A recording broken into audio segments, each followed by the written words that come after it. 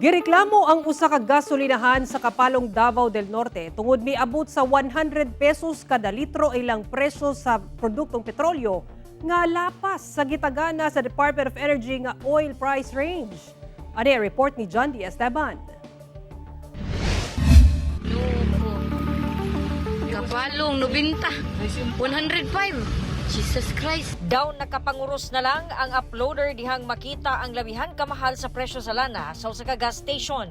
Sumala sa iyang mensahe sa GMA Regional TV1 Mindanao, kuha kini niadtong Martes sa buntag, March 10 sa Barangay Mariki, Kapalong, Davao del Norte. 105 pesos per liter ang diesel, samtang 90 pesos ang gasolina.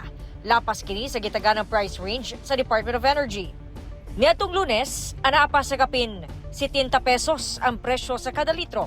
Sumala sa Davao del Norte Police Provincial Office, giadtuan na kini sa kapulisan, human dunay ni report aron masuta.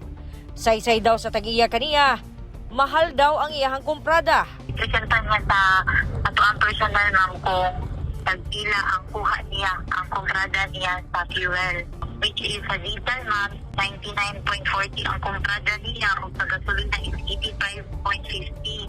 Tungagan pa na og delivery charge ma'am og tax. I-endorse matud pa kini sa kapulisan sa Department of Energy. Ito ang personal na niya dito sa ano na to ma'am, intelligent personnel. Isa to man sa gihatag na proof ma'am sa tagiya. Kailangan nato niya mag-inquire po sa ma'am sa Department of Energy. Yes ma'am, lapas siya sa gihatag. May present ma'am sa Department of Energy na price range. John D. Esteban, 1 Mindanao. Atong sayro ng dugang pang mga balita sa Mindanao, makauban nato si Efren Mamak live sa General Santos City. Efren. Salamat, Sara. Cagayan de Oro City Price Coordinating Council uban ang Department of Energy Mindanao sorpresang nag-inspeksyon sa mga gasolinahan sa syudad.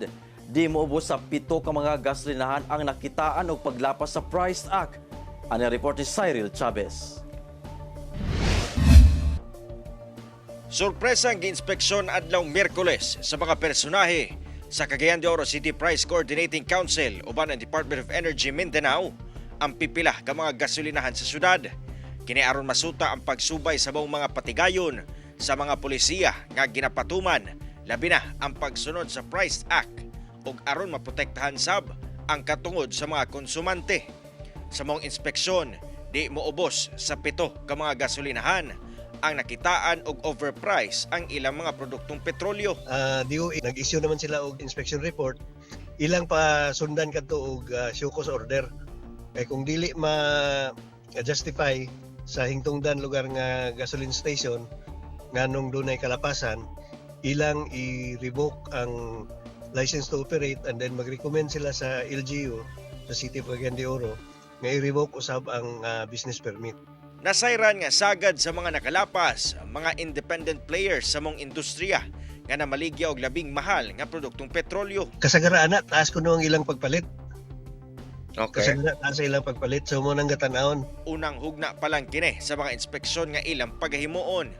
Busa nanawagan sila sa katawhan nga og galing makamatikod og mga gasolinahan nga nakalapas, dili magduha-duha nga isumbong kanila. Abre permi, ang ato lang request nga ato lang i-document no kung dunay picture, and then kung dunay picture manggaling mas may nga timestamp para dili madinay gayod makita ang presyo kanang mga price bitaw nilang mga board diha sa ilang mga gasoline stations. Ipakita sab ang unsa nga gasoline station dayon specific nga address. Kauban si Jaybert Pairat, Cyril Chavez, 1 Mindanao.